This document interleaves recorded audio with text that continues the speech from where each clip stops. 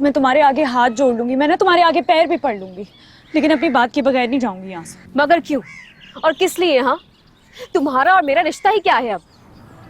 कितना एतबार करती थी ना मैं तुम पे, सगी बहनों से ज्यादा समझती थी मैं तुम्हें। क्या तुम मेरा राज राज नहीं रख सकती थी?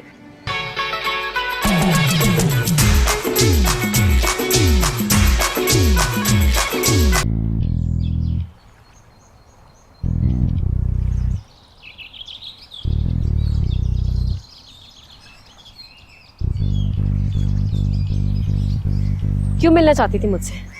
देखने के लिए कि मेरे बाबा ने मेरे मार मार के क्या हाल कर दिया है? सबा, तुम्हें ना मेरी बात सुननी होगी।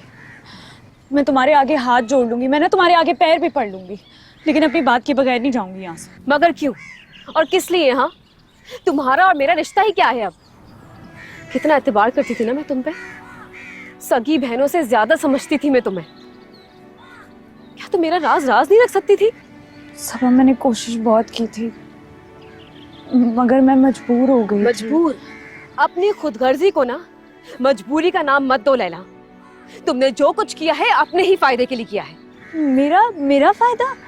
मेरा तो उल्टा नुकसान हुआ है सबा। इस चक्कर में मेरी नौकरी चली गई। तो तुम्हें क्या लगता था कि तुम फैक्ट्री के मालिक से चक्कर चलाओगी, उसकी बेटी से दोस्ती रखोगी, पहले निकाह में साथ देने का ढोंग रचाओगी और फिर मुखबरी करके इस शादी को खत्म कर दोगी और तुम्हारी नौकरी बची रहेगी? शादी खत्म हो गई? हाँ, शादी खत्म हो गई है। मार मार कर हर्षद खराब कर दिया था बाबा ने केस का। से जबरदस्ती तलाकनामा पर साइन भी करवाया और फिर उसे मजबूर कर दिया कि वो शहर छोड़कर चला जाए। अब शायद हम एक दूसरे को कभी भी ना देख सके, कभी भी ना मिल सके, सिर्फ तुम्हारी खुदगर्जी की वजह से। लैला, यकीन जानो सबा, तुम गलत समझ रही हो। तुम्हारे बाबा और मेरे दरमियान ऐसा कुछ नहीं है जैसा तुम सोच रही हो। ओह फॉर गॉड सेक, बस कर दो झूठ बोलना। एक एक बात की गवाह हूं मैं।